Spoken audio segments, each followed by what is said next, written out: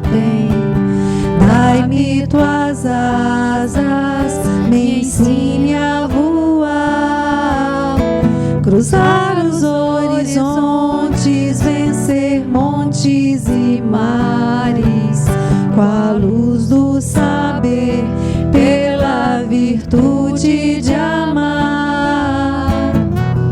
Com tua força tamanha, ó urso, me ajude a derrubar as barreiras da vida que eu venha encontrar. E eu venho pedir a ti, ó tartaruga, que o totem estás a sustentar. Dai-me tua certeza de um dia eu poder chegar a ver-te nas asas da águia, na força do urso e em todas as coisas criadas por ti. Eleva minha alma, me faz tão perfeito, me leva a saber que estás dentro de mim. Ó Pai nosso que estás no céu, santificado seja o teu nome em favor de todos. Ó Pai nosso que estás nos céus, santificado seja o teu nome em favor de todos nós.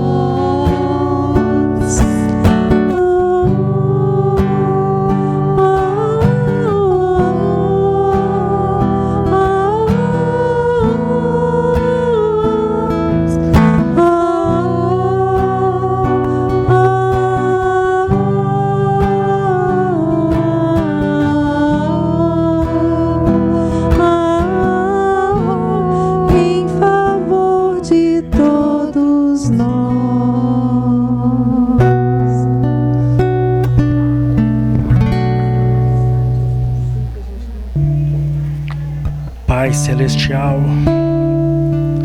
em sua suprema misericórdia e amor, agradecemos a oportunidade que temos aqui desse concurso fraterno entre todos esses companheiros que aqui estão. Que possamos todos guardar no coração a importância da missão que temos de progredir em nossa senda e que possamos ser bons trabalhadores em tua seara. Que não nos falte jamais o amor, a alegria, o autodomínio, a humildade e a beneficência. Que possamos compartilhar sempre aquilo que temos de melhor e que possamos sempre perdoar todas as imperfeições com as quais nos deparamos enquanto caminhamos todos juntos em busca da luz, do amor que o nosso Pai nos dedica. Que todos nós possamos então sermos o que somos realmente, irmãos em nossas mentes e em nossos corações, para todo o sempre, com o auxílio do nosso Mestre Jesus, o nosso guia e mestre nesta caminhada para o infinito. E que assim seja. Boa noite. É com muita alegria e sob a égide do nosso Mestre Jesus que estamos iniciando nossas atividades de hoje. Sejam bem-vindos ao Núcleo Espírita Nosso Lar para mais uma noite de estudo. Para que nossas palestras possam continuar sendo presenciais, é necessário que mantenhamos todos os cuidados com a asepsia contra as doenças infecto-contagiosas. Vamos fazer a nossa parte. A programação das atividades do núcleo são exibidas no telão antes das palestras. Porém, quem preferir, na secretaria temos a programação impressa, além da modalidade digitalizada. Lembramos que o núcleo possui equipes de visitas a enfermos, com aplicação de passe e fluidoterapia, e também implantação de culto no lar. Mais informações na secretaria. Nossas palestras são inspiradas no livro Vinha de Luz e o assunto de hoje é relativo ao capítulo 83, cujo título é Examinai. E está no Evangelho de João, capítulo 1, versículo 10. Nossas palestras estão disponibilizadas no nosso canal do YouTube, Núcleo Espírita Nosso Lar. Inscreva-se e ative o sininho para ser notificado de novas postagens. E para falar sobre o tema Examinai, é com muita alegria que convidamos agora o nosso amigo Wagner Silva, que é palestrante espírita e colaborador aqui do Núcleo Espírita Nosso Lar. Seja bem-vindo, Wagner. Meus irmãos, boa noite. Boa noite. Alegria retornar a essa casa para juntos refletirmos num tema muito interessante. E polêmico também, né? Como diz a Ivone. O tema, a base dele, é uma epístola do evangelista João. A segunda epístola do evangelista João, ela tem apenas um capítulo, né? Então também é correto dizer apenas 2 João 10, ou seja, versículo 10. Nós não sabemos se essa epístola foi escrita para uma pessoa, para uma senhora da família de João, ou se essa epístola foi escrita para a igreja. Mas o fato é que ele inicia a epístola saudando uma senhora.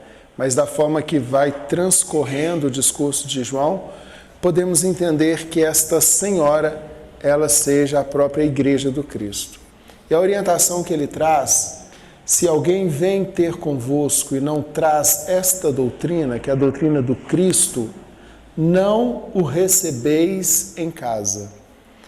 E antes de nós adentrarmos ao texto de Emmanuel, propriamente dito, nós vamos fazer uma pequena reflexão sobre a casa. Porque a casa ganha uma significância muito especial quando nós falamos na doutrina espírita, por poder ser comparada ao sentimento, ao pensamento. Nós vamos tentar explicar isso. Se alguém vem ter convosco e não traz essa doutrina, não o recebais em casa. Então esta é a deliberação, não receba em casa. Bom, a casa, da forma que nós conhecemos, no senso comum, as casas onde moramos, as nossas moradas, elas podem ser grandes, podem ser pequenas, elas podem ser acolhedoras, elas podem não ser nem um pouco acolhedoras, elas podem ser sujas e elas podem ser limpas. Deste fato nós sabemos muito bem. Ora convivemos numa casa suja, ora convivemos numa casa limpa. E o cuidado que nós despendemos para manter a nossa casa física limpa, talvez seja maior do que o cuidado que nós empreendemos para manter a nossa casa mental limpa. E a pergunta mais importante a ser feita nesse início de conversa é: onde nós moramos de fato? Nós moramos na nossa casa física ou nós moramos naquilo que incessantemente nós estamos pensando? Onde nós moramos de fato? Qual é a nossa morada? A nossa morada é onde repousa o nosso pensamento o tempo todo, ou a nossa morada é onde repousa o nosso corpo? É uma boa reflexão para ser feita, para nós iniciarmos com essa análise de quanto estamos despendendo de esforços para manter uma casa física que serve ao corpo, limpa, habitável, em boas condições, e o quanto também estamos empreendendo para manter a nossa casa mental limpa, habitável, em boas condições. nós vamos entender que a condição da nossa casa mental, ela vai influenciar diretamente o que nós pensamos, o que nós sentimos e, consequentemente, o que nós fazemos. Porque tudo começa no que a gente pensa, que acaba refletindo no que a gente sente. E automaticamente acaba se externando, se exteriorizando em ações e então se traduz naquilo que a gente faz. Bom, se a condição da nossa casa influencia na nossa vida, porque isso aqui é vida, pensamento, sentimento e ações, é a nossa vida, é o que nós vivemos. Se a nossa casa mental influencia nas saídas da nossa vida, como é melhor mantê-la? Assim ou assim, né? Brilhando ou suja? Não é fácil manter limpa, né? Talvez mais difícil do que a faxina na casa física. Talvez ou com certeza? Com certeza. Certamente. Vamos aprofundar um pouquinho essa reflexão a partir do que está narrado por André Luiz no capítulo 3 do livro No Mundo Maior, que é a casa mental de Calderaro. Aqui é muito interessante e nós vamos precisar dedicar um pouquinho de atenção para entendermos esse capítulo muito importante, que é uma chave para a interpretação de como fazermos uma reforma íntima. É uma chave para a compreensão da reforma íntima. Então vamos lá. Tentei ser bastante ilustrativo aqui, didático, e você bem parcimonioso para a gente conseguir elaborar bem as ideias trazidas por André Luiz. Bom, ele vai dizer que a casa mental ela está dividida em 3 pavimentos. Nós temos o porão, nós temos o lugar de estar, né, a parte social da casa, que é onde de fato estamos neste momento, e nós temos o sótão.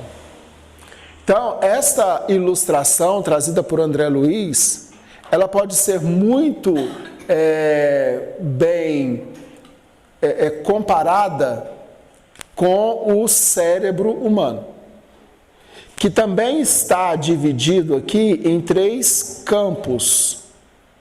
Nós temos aqui o cerebelo, nessa parte mais inferior, nós temos aqui o cérebro límbico e nós temos aqui o córtex. Aqui onde estão as nossas impulsões mais primitivas. É o que faz o nosso aparelho digestivo funcionar, é o que faz algumas funções do nosso corpo ganhar movimento. Aqui no centro, nós temos uma evolução do cerebelo. É o que nos faz correr, é o que nos faz fugir de uma situação. É mais ou menos o que nós estamos fazendo neste momento. É uma resposta aos impulsos imediatos.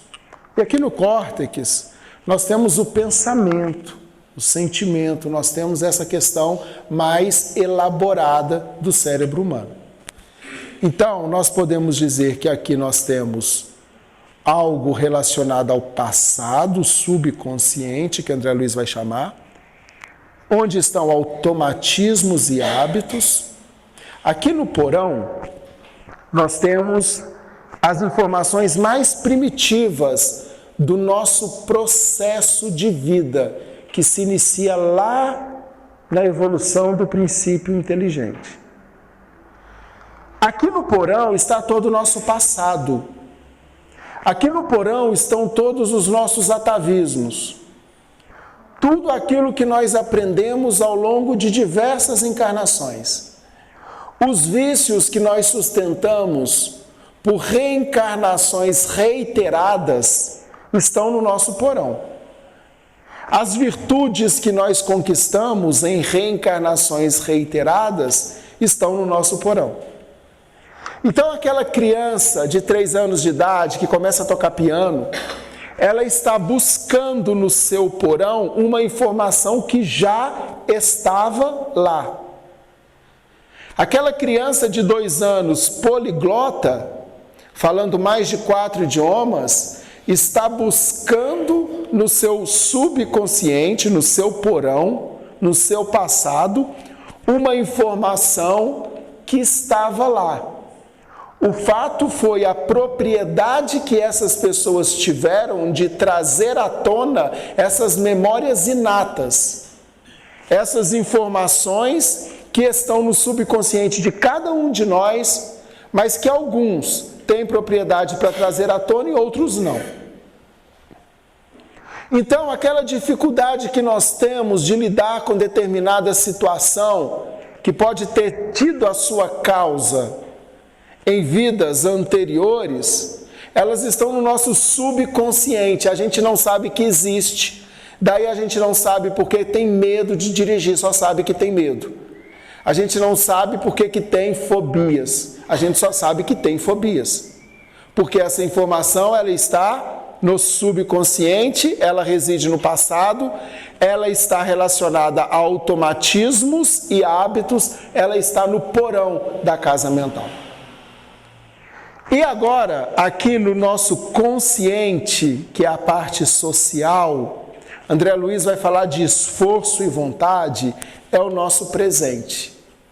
É o que nós estamos vivendo agora. É o que nós estamos sentindo e pensando neste momento. Você falou só de criança, coisa boa de criança. Sim. Mas tem crianças que afloram cedo a maldade, né? Quando a gente vê aquela criança que ela é maldosa desde pequena, é aflorada também da encarnação. Sim, nós falamos os vícios e as virtudes, né? Todo o nosso legado, positivo e negativo, o que nós temos de legado, o que nós temos de propriedades, né, adquirida ao longo de outras vidas, tanto que constrói, tanto que destrói, né? E aqui está o nosso presente, no social, que é onde nós estamos neste momento, ligado aqui ao cérebro límbico, né, essa parte mais branca entre esse cinza e amarelo. E acima, lá no sótão, no lugar que nós vamos muito pouco, infelizmente, ninguém vai em sótão, né? Às vezes quando precisa pegar uma ferramenta. Ninguém costuma ficar por lá. Lá no sótão está o nosso superconsciente, relacionado a ideais e a metas. Todos nós temos algo que nós não conhecemos, que é virtuoso, e que a gente precisa aprender a acessar. Aqui nós temos a herança divina, aqui nós temos aquele germe, aquela semente da lei divina que rege a nossa vida, que nos informa a respeito do que fazer e do que não fazer. Aqui está o nosso potencial evolutivo. Aqui está tudo de bom que está à nossa disposição para crescermos enquanto seres imortais que somos. Está no sótão. E nós estamos onde? No centro. Precisando despender domínio por meio de esforço e vontade para filtrarmos, peneirarmos, para fazermos um crivo naquilo que nós trazemos do subconsciente. Por quê? O subconsciente aqui, ele está borbulhando, como uma água fervendo, querendo trazer para cima um monte de coisa ruim. É o nosso animal, é o nosso instinto, são as nossas más inclinações. Onde estão as nossas más inclinações? No nosso porão. E elas estão o tempo todo batendo assim no piso. Quero subir. E o que a gente precisa neste momento de assédio, em que somos assediados pelas nossas más inclinações? Precisamos de esforço e vontade. Isso tudo está lá no capítulo do André Luiz. Aqui está traduzido em figura, mas lá está em texto e é plenamente compreensível. Nós precisamos de esforço e vontade. Questão 909 do Livro dos Espíritos vai perguntar, acho que é 909, né? O homem pode domar as suas más inclinações que estão aqui no porão com seus próprios esforços? Respostas, sim. E fazendo pequenos esforços. O que lhes falta é a vontade. Quão poucos entre vós têm vontade. É a resposta dos Espíritos. Então eu posso dominar o que está aqui no porão, batendo, querendo arrombar o piso e passar para cima? Posso. É plenamente possível? É. O que eu preciso? Esforço e vontade. Para fazer o domínio das minhas más inclinações e buscar do meu subconsciente apenas aquilo que produz, apenas aquilo que agrega, aquilo que vai fazer uma diferença positiva na minha existência. Está compreendido? Em relação ao superconsciente, ao que está lá no sótão, que é bom, mas que eu muito pouco acesso, muito pouco busco acessar. Eu preciso de despertamento. Com o quê? Com vivência evangélica. Então, estando aqui, eu preciso domínio próprio para domar as más inclinações do meu porão e vivência evangélica para despertar consciencial da parte que me cabe na criação divina, que é o que está aqui no nosso sótão, que é o que está acima de nós e nós acessamos muito pouco. Nos dois casos, tanto no esforço para domar as más inclinações, quanto no despertamento para acessar o legado divino para nós, nós precisamos de oração e vigilância. Orai e vigiai. Vigia aqui e ora aqui. Ora e vigia nos dois. Porque quando eu vigio, eu tenho o critério de escolher o que eu busco no meu porão para dentro da minha casa. E quando eu oro, eu começo a abrir, a romper as portas do meu sótão, para buscar em Deus o recurso que eu preciso para evoluir. Então, nos dois casos, oração e vigilância. Está compreendida a casa mental de Calderaro? Simples, não é? Só desenhar. Às vezes lendo é mais complicado. E fazer é mais simples ainda, não é? Agora o texto está fazendo sentido. Agora o texto faz sentido. Vigiar é a orientação do Cristo. Vigiai e orai para que não entreis em tentação. É a parte A do versículo 41 de Mateus 26. Bom, vigiar... a vigília ou a vigilância, ela deve se dar para os impulsos internos, que são aqueles nossos que estão no nosso porão. E esses são, talvez, os mais graves, os que mais atrasam a nossa caminhada evolutiva. Então, eu preciso vigiar para que aquele lixo do meu porão não suba para dentro da minha casa.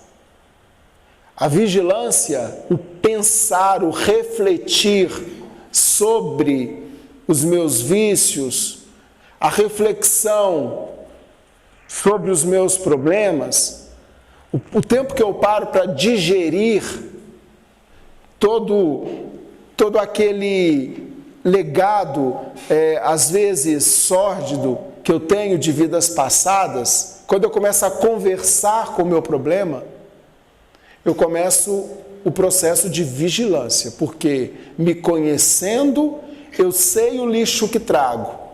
E sabendo o lixo que trago, eu sei com o que eu não posso mexer. Eu sei o que eu não devo fazer. Eu sei onde eu não devo pôr a mão. Então a vigilância, ela é importante para impedir que as minhas más inclinações se manifestem em ações. Para impedir que elas se concretizem de fato. Esses são, ou é, a vigilância sobre os impulsos internos. Mas nós precisamos vigiar sobre impulsos externos? O que vocês acham? Existe uma influência que não está no meu porão? Que quer entrar dentro da minha casa? Sim. Que são os impulsos externos. E eles estão divididos em duas classes. Nós temos impulsos externos de desencarnados. É só lermos a questão 459. Influem ou influenciam os espíritos em nossos pensamentos e em nossos atos? Resposta: muito mais do que imaginais. Influem a tal ponto que de ordinário são eles que vos dirigem. Ou seja, influencia mais do que nós pensamos. Está perguntando aqui se influem os espíritos ruins em nossos pensamentos ou em nossos atos? Não, se influem os espíritos. Se eu vou deixar espírito bom ou espírito ruim influenciar, é comigo. É minha decisão. É a minha vibração.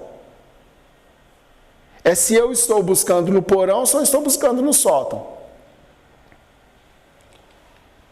Porque pode ser, e que bom será, quando espíritos superiores me influenciarem de tal modo que de ordinário eles me dirijam. Eu estou diante da oportunidade de fazer a caridade. O espírito superior me intui, influencia em minha mente, me dirige e eu pratico a caridade. Eu estou diante da oportunidade de perdoar. O espírito de luz que influencia os meus pensamentos e os meus atos, me intui, me influi a tal ponto que me dirige a efetivar o perdão. Porque a gente faz uma leitura dessa questão só no ponto negativo. Só de obsessores. Aí a gente começa a dar desculpa de tudo que der errado na nossa vida ao obsessor, que está me dirigindo. Agora, se ele me dirige, é a próxima questão, 467. Pode o homem eximir-se da influência dos espíritos que procuram arrastá-lo ao mal? Aqui ele está falando dos espíritos inferiores. Eu posso não ser atingido pela influência de espíritos que me arrastam para o mal? É só continuar lendo, gente. Nós passamos aqui 8 questões do Livro dos Espíritos. O problema é que a gente para nessa. Resposta: pode, visto que tais espíritos só se apegam aos que, pelos seus desejos, os chamam, ou aos que, pelos seus pensamentos, os atraem. Então, nós precisamos vigiar duas coisas: desejo e pensamento. Os mais velhos falavam assim: o cachorro só entra na igreja se encontrar a porta aberta. O cachorro só entra na igreja se encontrar a porta aberta. Minha mãe falava isso muito. Então a gente só entra se encontrar a porta aberta. Exatamente. Mais é obsessor do que eu sou obsessor da gente. Ele te atrai muito mais deles que eles. Sim. Passando por ali, o pensamento ali, agora não, pensamento. E está cheio de espírito, está cheio de desencarnados aqui, pedindo livramento da obsessão nossa com eles. Mas, então, vigilância sobre pensamento e desejo para eximirmos da influência dos espíritos que tentam nos arrastar para o mal. Esse é o vigiar nos impulsos externos para os desencarnados. Mas agora vamos entrar, depois dessa introdução, de metade do tempo, no texto de Emmanuel, porque ele vai falar agora da influência dos encarnados. O quanto que o encarnado pode trazer de lixo para dentro da nossa casa. Vamos para esse outro texto de Emmanuel que está na seara dos médiuns.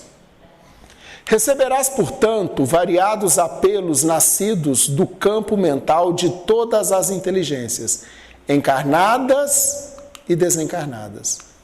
Encarnadas e desencarnadas. Que se afinam contigo, tentando influenciar-te através das ondas inúmeras em que se revela a gama infinita dos pensamentos da humanidade.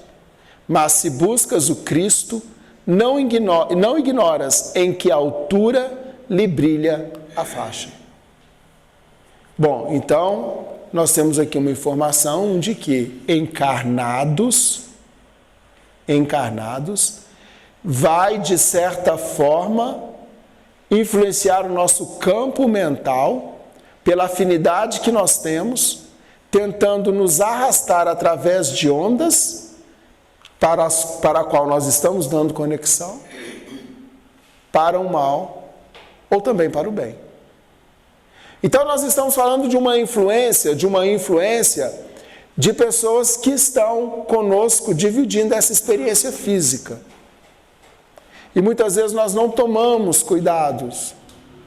Nós espiritualizamos demais e achamos que só quem está no plano espiritual é que pode influenciar nossa vida. E tem muito encarnado nos obsediando. E nós estamos obsediando, nós encarnados estamos obsediando muitas outras pessoas. Esse texto, o cego de Betsaida, trazido por Marcos, nos diz que Jesus, depois de ter curado um cego, tornou a pôr-lhe as mãos sobre os olhos e o fez olhar para cima. E ele ficou restaurado e viu a todos claramente. Então, nesse momento, o cego passa a enxergar. E mandou para a sua casa. Para onde Jesus mandou o cego? Para casa. Dizendo: nem entres na aldeia, nem digas a ninguém na aldeia. Onde estava a casa do cego? Na aldeia.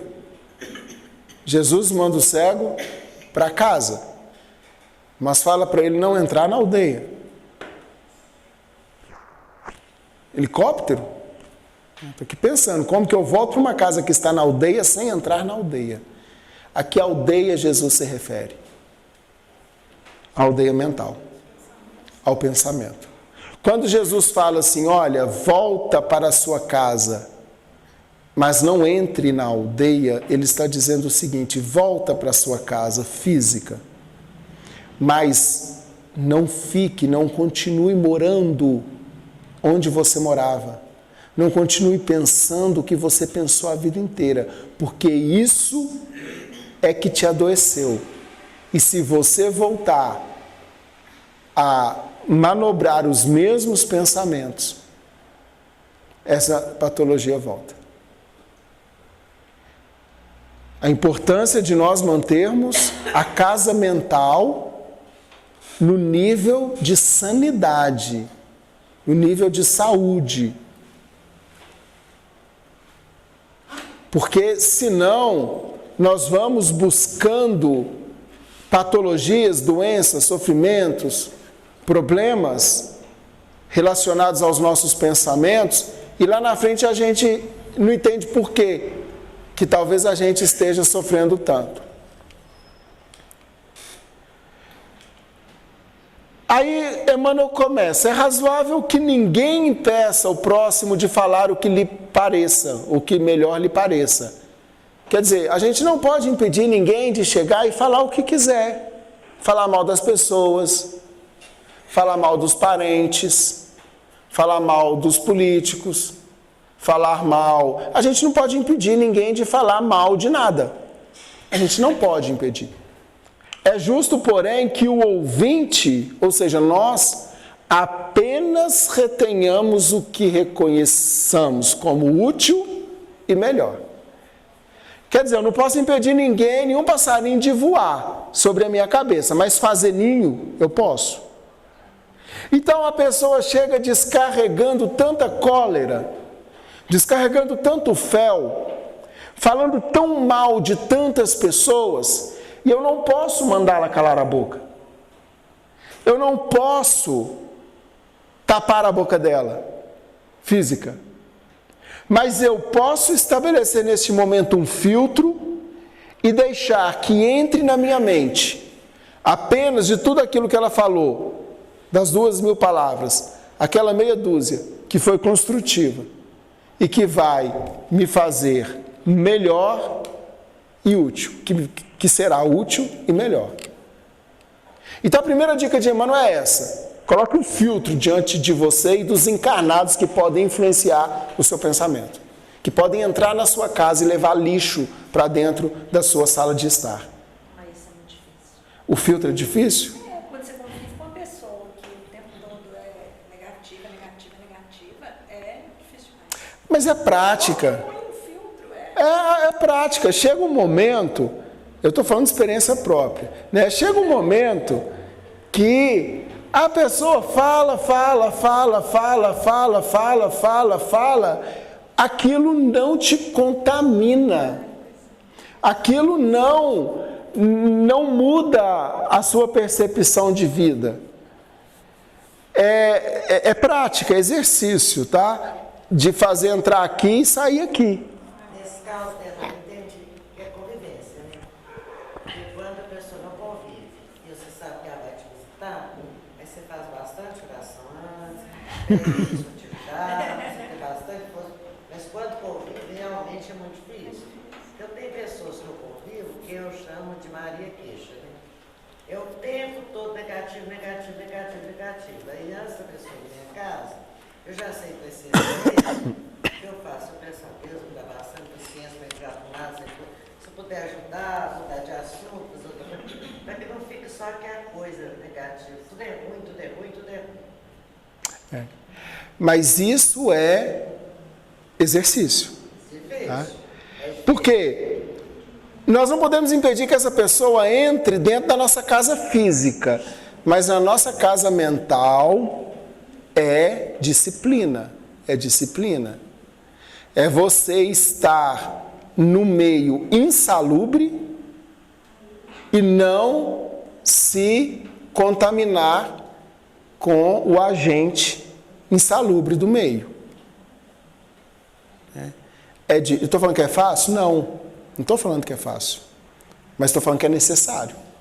Ou a gente faz isso, ou a gente vai encher nossa casa de lixo. Ou a gente coloca o filtro, mas é importante isso que Emmanuel está dizendo, que é razoável que ninguém peça ao próximo de falar. Essa não deve ser nossa preocupação. Para de falar isso. Eu acho que a gente chegou, bateu em mim, fica. Eu não acho que a gente pode levar aquilo que foi ouvido. Não pode nem ficar. Tem que passar e sair. Muito menos levar. Tem razão. Muito menos levar para o outro.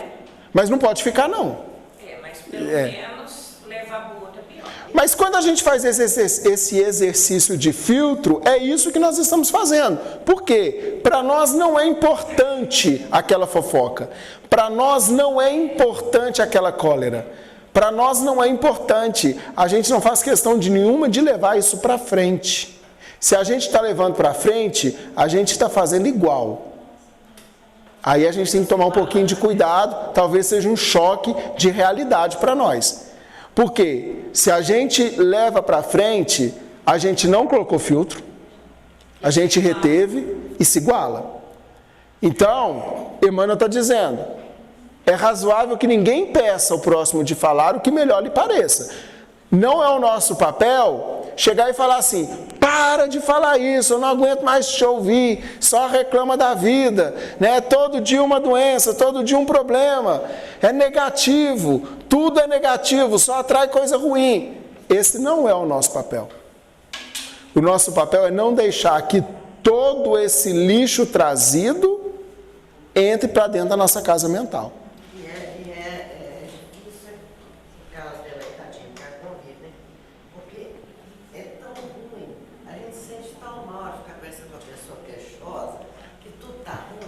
Agora deixa eu desiludir vocês. Está em todo lugar. Não é só dentro da casa, né, de cada um. Não, está em todo lugar. Está em todo lugar. Examinai a tudo e retende o que é bom, orientação de Paulo em 1 Tessalonicenses. E às vezes também eu sou assim. Tem dia que eu estou assim. Em todos os setores da atividade terrestre e no curso de todas as tarefas diárias, aproximam-se irmãos que vêm ter convosco, trazendo as suas mensagens pessoais. Um é portador de convite à insubmissão, né? Mas também a gente não deve fazer isso que ele está falando, não. Está achando que manda demais. Outro é um vaso de queixas enfermiças. Um dia é dor na cabeça, outro dia é dor no pé, outro dia que não tem dor nenhuma. Indispensável é que a casa terrestre não se abra aos fantasmas. Então, o que fica para nós?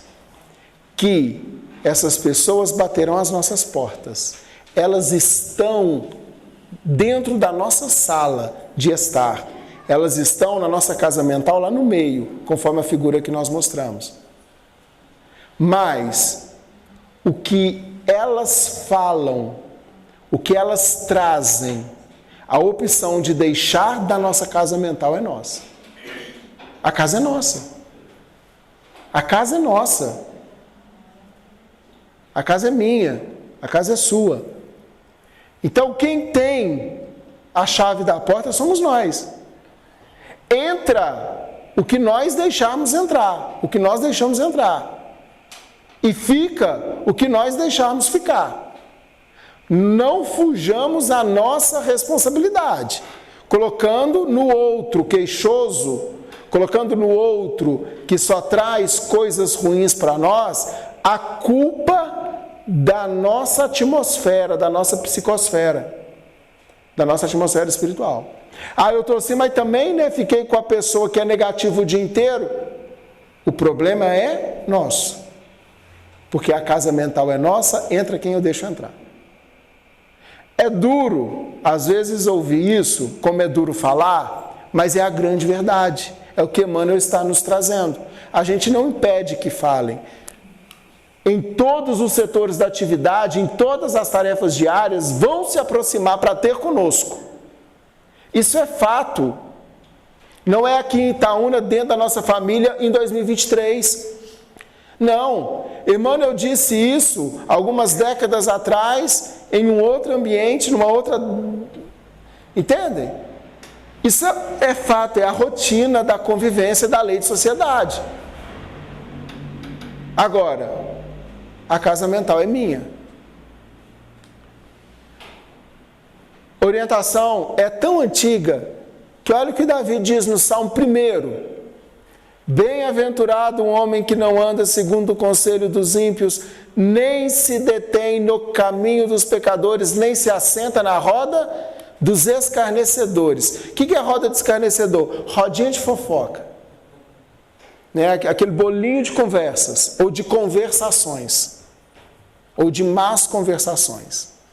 E o salmista está dizendo, feliz é aquele que não se detém nas más conversações, que tem a sua casa mental limpa, que visa o sótão e controla e domina o porão. Antes tem o seu prazer na lei do Senhor, e na sua lei medita de dia e de noite. Sabe o que o salmista está dizendo aqui? Bem-aventurado aquele homem, que não se deixa influenciar pelos encarnados que trazem os seus mais instintivos ímpetos lá do porão, mas antes tem o seu prazer lá no sótão. E na sua lei medita de dia e de noite. Continua Emmanuel. Batem a porta? Pergunta. Esses irmãos batem a porta? Esses que estão trazendo queixas, eles batem a nossa porta? Batem a porta, a prudência aconselha vigilância. Então, chegou para nós, qual que é o nosso papel? Vigiar. A prudência aconselha vigilância. Está lá na sua porta batendo? Vá queixar? vai despejar um monte de insatisfação, um monte de negatividade, vai. O que a prudência aconselha? Vigia, agora é com você. Vigia. O coração é um recinto sagrado onde não se deve amontoar resíduos inúteis. Coração não é lixeira, não é lata de lixo. É imprescindível examinar as solicitações que avançam. É por isso que o provérbio de Salomão vai nos dizer: sobre tudo o que se deve guardar, guarda teu coração, porque dele procedem as fontes da vida. Ou seja, de tudo você tem que vigiar e tomar cuidado. Toma cuidado com a sua casa mental, com o seu coração, porque tudo que acontece na sua vida vem dele. É dele que procede todas as saídas da vida. Se o mensageiro não traz as características de Jesus, a pessoa que veio bater na nossa porta e conversar com a gente, não traz as características de Jesus, convém negar-lhe guarida, de caráter absoluto. Na nossa casa física? Não, na casa íntima. Proporcionando-lhe, porém, algo das preciosas bênçãos que conseguimos recolher em nosso benefício no setor das utilidades essenciais. Então, estava difícil falar que a gente tem que fazer um filtro, então vou complicar um pouco mais. A gente tem que vender filtro também, para ele.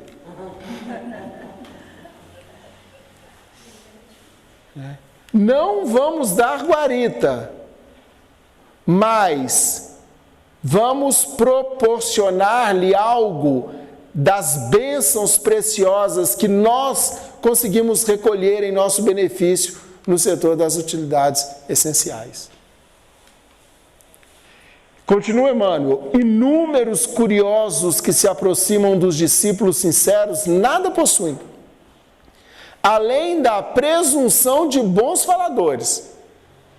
Quer dizer, eles têm a pretensão de achar que falam bem, que são bons faladores.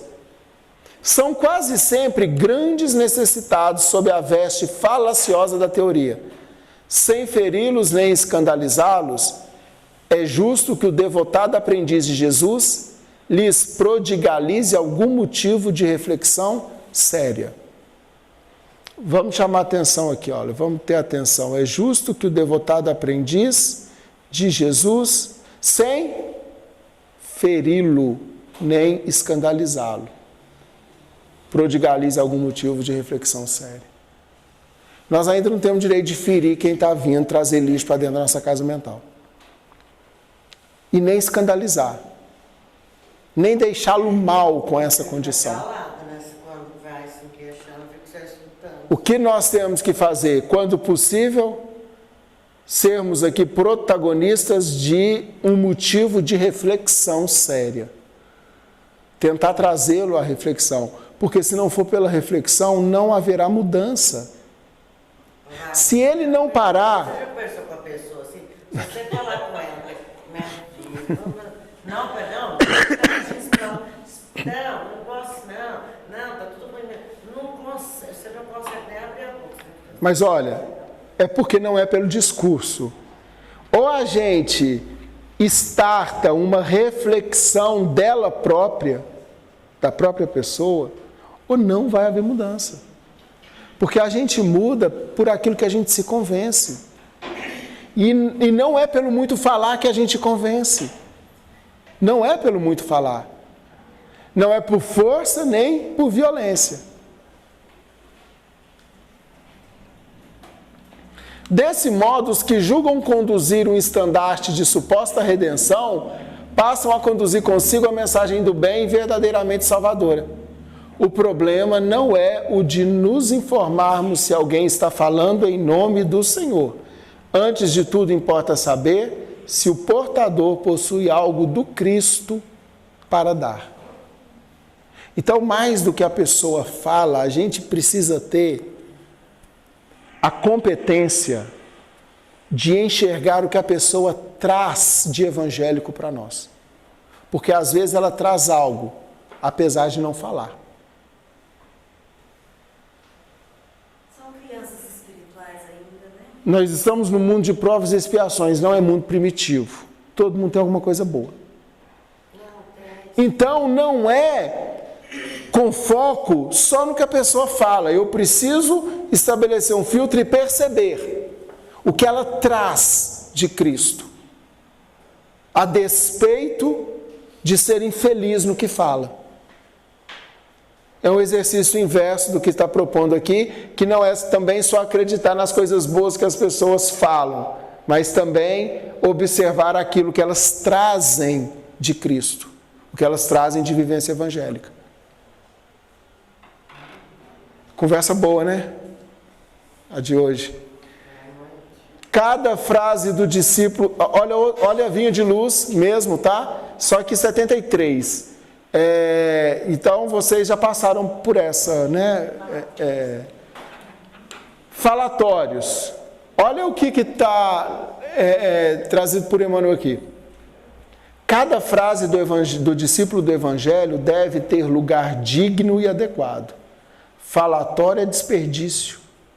E quando assim não seja, não passa de escura corrente de venenos psíquicos, ameaçando espíritos valorosos e comunidades inteiras. É sério, é grave. A questão das más conversações, isso, olha só, corrente de venenos psíquicos, ameaçando espíritos valorosos. Nós não estamos falando aqui de ameaça a um espírito leviano. Não, espíritos valorosos e comunidades inteiras. Então é mais sério do que a gente pensa. E agora a reflexão é, se nós não estamos fazendo tudo isso também. Porque essa reflexão também é importante.